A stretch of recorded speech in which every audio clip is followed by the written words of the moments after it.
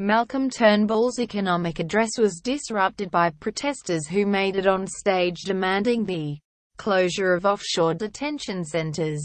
Courtesy Sky News. The opposition leader effectively rejected a plea from the Prime Minister to join forces on a legislative package to save $6.5 billion in spending. In a speech today, Mr. Turnbull said there would be cooperation, but in return Labour would have to make commitments on prized government policies.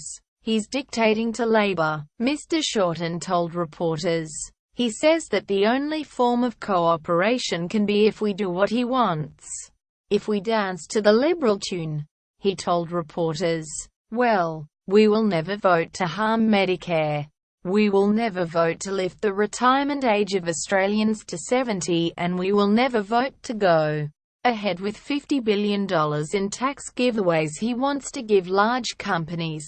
He said the Prime Minister should consult the opposition and come to the party on measures Labour considers important. This afternoon, Mr. Turnbull said the government was ready to reach across the aisle to Labour on reducing debt and deficit. But Labour must be prepared to bring an open mind and some fiscal rationality to any discussions, as well as a commitment to support spending reductions they have already said they will back.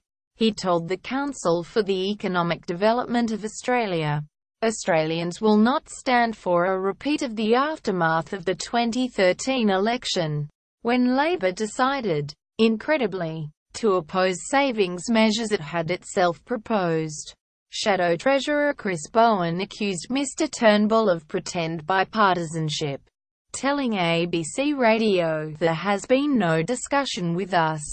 This is, as you say, a massive bill. So if there was a legitimate attempt to act in the national interest to pass a bill, you would think that Malcolm Turnbull might have picked up the phone, or Scott Morrison might have picked up the phone to me and said, this is how we want to handle things."